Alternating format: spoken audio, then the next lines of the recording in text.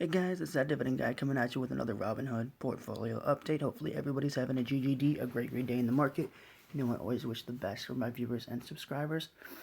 Speaking of subscribers, if you haven't hit that subscribe button, go ahead, hit that button, hit the bell notification so you don't miss any updates. I post YouTube videos Monday through Friday updating you guys on my Robinhood portfolio, my buys and sells, my dividend payments, and my future projections and plans for the portfolio. So with that being said, as of right now, at about 11 o'clock, we're at $32,850. That'll change, but that's not a big deal. So about $32,800. So for today, so far, we're up $117.29, up 0.36% today. As of this week, we're up $185.73, up 0.57% for the past week. For the month, we are up $198.29, up 0.6% for the past month. For the 3-month mark, we're up $3,541.98, up 12.1% for the past 3 months. And then for the past year, we are up or in the green $7,626.04, up 30.22% for the past year. And then all time, we are up $7,241.23, up 28.27% since April 13th of 2018. So we're doing pretty good, guys. Almost up 30%, which I can't really complain about that. As you guys can see, the big dip in March dropped us down nearly $3,000, down 11%, but we bounced back. We got all the way down. What was that? Down to like $23,000. So we're up nearly $10,000 from where we were at on our lows because I bought more stocks down here. So it just shows, consistency in the market really does pay off. A lot of people probably sold here and they lost money. But my portfolio already kind of shows what the market does over time and that it goes up. This is the pandemic. They had an oil crisis around the same time, and my portfolio was affected pretty heavily due to being in oil. But as you guys can see, we're up over about $10,000 from that point. So it just shows longevity in the market pays off. We do have a buying power right now of $23.93. I'm just going to sit on that and wait for more dividends to come in. And then I'll allocate that towards the third set of months. Jumping right in to the portfolio, starting with Realty Income. We have 35 shares of this Dividend Aristocrat, $2,279.90 of market value. Average cost is $55.59. 6.94% of the portfolio is in Realty Income. We are down $2.10 today, 0.09%. And then for the total return, we are up $333.40. We are up about 17% on the stock all time, which is phenomenal. Can't be mad about being up nearly 20% on a single holding. That's wonderful. And we do have a dividend coming in of around $4.70, which that does not accurately reflect our total number of shares because we bought 15 more. So we actually have 35 shares, so we're not being paid for the total number of shares. That's because I bought stock after the X date, so it doesn't accurately reflect the amount that we're being paid by Realty Income. But next payment in March will be for all 35 shares, so that will be going up as well. Then we have Coca-Cola, Dividend King, the red soda brand, my personal favorite stock. We have 21 shares, $1,118.78 of market value. Average cost is $51.39. 3.41% of the portfolio is in Coca-Cola.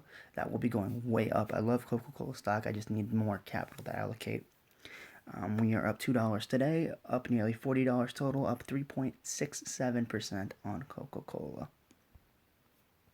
Then we have Allstate. We have 6 shares of this insurance company, $714.15 of market value. Average cost is $105.88. 2.18% of the portfolio is in Allstate. Today we're up $11.64, up 1.66%. Total we're up $78.94, up 12.43%. This is a pretty small holding, only about $715 in the stock, but that will be going up. Going to be pouring money into Allstate and Coca-Cola, kind of bumping up the smaller positions. Then finally we have Altria Group, 152 shares, $7,842.44. Average cost is $43.59. 23.88% of the portfolio is in Altria, up $15.96 today. Total up $1,216.44, up 18.35% on Altria all time. And a nice dividend coming in here from Altria, MO dividend coming in on April 30th of $130.72. That's wonderful. And the goal for the portfolio is to get the other stocks to be higher dividend payers. So I don't want to be so reliant on one dividend payment. Nothing wrong with getting a nice dividend, though. Not complaining about that at all. Just want to make sure that every stock, we have more of an even contribution and we're not so hung up on, say, one stock per month. Next, we have AT&T, 169 shares, $5,068.31 of market value. Average cost is $29.70. 15.43% of the portfolio is in AT&T. Today we are down 845, down 0.17%, and we're up 48.62, up about 1% total. And a nice dividend coming in for not even all of our shares, 165 shares. So again, I bought shares after the X date, but not a big deal. A dividend coming in of $85.80, which is great. This is the biggest dividend payment for this set of months, and we do have it under $30 right now, so a great time to buy it for me personally, but not super worried about it. But on May 3rd, we do have a dividend coming in of $85.80 from AT&T. Then we have AbbVie, which AT&T actually surpassed it. AbbVie pays us about $78. AT&T pays $85, so it is now the biggest payer. AbbVie has 60 shares, $6,490.20. Average cost is $72.22. 19.76% of the portfolio is in AbbVie. That used to be up to about 24 to 25%. So we're really, knocking down these big percentages, which is great. Total, we're up $37.80 today, up about 0.6%. Total, we're up $2,156.34, up 49.75%, up nearly 50% on AbbVie stock. They have not announced the dividend yet, but that's okay. They will pay us, I think it's $78. So AT&T is still the biggest payer. And then to finish it off, we have Procter & Gamble. We have 1 share of this wonderful company. $136.86 is our market value. Average cost is $136.98. 0.42% of the portfolio is in Procter & Gamble. We're up about 48 cents today, up 0.35%. In total, we're down 13 cents, down 0.1%. We'll be adding a lot more to Procter & Gamble. This is one of my top 5 favorite companies of all time. I love their brand. I love the power of their brand and their moat. So I'm happy. I was very happy to add them to the portfolio. Definitely wanted more consumer staples, and Procter & Gamble fits that perfectly. Then we have my personal favorite king of insurance, an Aflac stock. We have 102 shares of this dividend aristocrat, $5,349.46 for market value. Average cost is $49.08, so still up a bit on the stock, up 16.29% in Aflac, up 82.18 today, up 1.56%. Total, we are up $343.40, up 6.86% on Aflac stock. So I don't mind going big on Aflac because I'm more bullish on Aflac than any other insurance company on the market.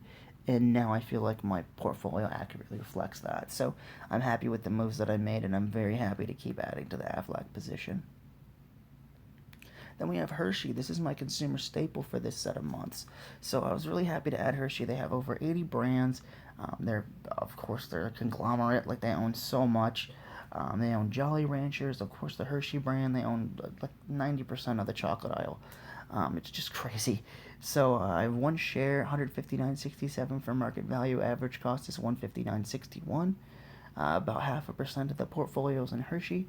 Today we are up 17 cents. Total we're up about 6 cents.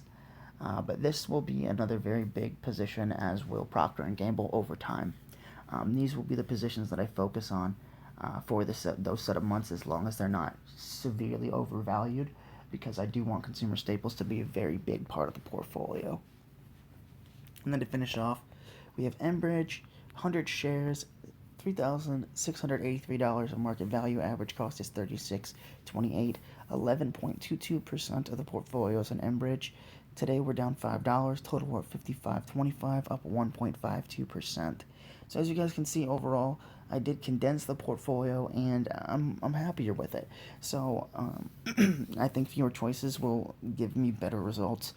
So I'll be pouring money for the first set of months. I'll be pouring money into Coca-Cola. Second set of months, I'm pouring money into Procter & Gamble, and then the third set of months, obviously, I'm pouring money into Hershey. So, and like I said, that will only change if, say, Coca-Cola is overvalued, or Procter & Gamble is. Then I'll pour money into AT&T. I have other options, but I do want to focus on those low share counts, get them boosted up, and I am actually very excited because if you guys noticed. Overall, 23% for MO. That used to be like 29%. AT&T's kind of getting up there with 15.43, but that's about where it's been at. But I mean, AbbVie used to be like 25% of the portfolio, and Enbridge is only 11%, which I know that ExxonMobil at that point in time was around 17%. So Hershey's going to get a bigger percentage, and so will Procter & Gamble, taken away from those big monsters that are Altria, AbbVie, and Enbridge. And then, as you guys can see, I do have Berkshire Hathaway Class B stock, because remember, we're going to do an annual buy of Berkshire, so I need to buy 3 shares. We're coming up here on my 3-year anniversary, so I think it was 2018, so 2019, 2020, 2021. So right now I should have 3 shares of Berkshire Hathaway as of the 13th of April. So I will go ahead and buy those shares relatively soon. At some point during this year, I'll buy all 3 of them, just to celebrate my 3 years in the market. That'll be my annual purchase to kind of reflect how many years I've been in the market. So I'll be buying Berkshire Hathaway at some point this year, of course, because you guys know I've talked about them before, but the reason is because they are an insurance conglomerate. They own multiple insurance businesses with Geico, National Indemnity. They own Swiss Re or Gen Re. They're the number 2 insurer in the world, right behind State Farm, as well as they have the best, in my opinion, one of the best candy stores or candy producers, and See's Candy. I also own Hershey, so I'll have a lot of that market with them. Then they've got Duracell. They have Kraft Heinz, the biggest, a big portion of Apple. They just bought Chevron too, so they're very, as well as a bunch of pharmaceuticals. So they're very diversified, and I'd be very, very pleased to have them in the portfolio. Yes, I know that they do not pay a dividend.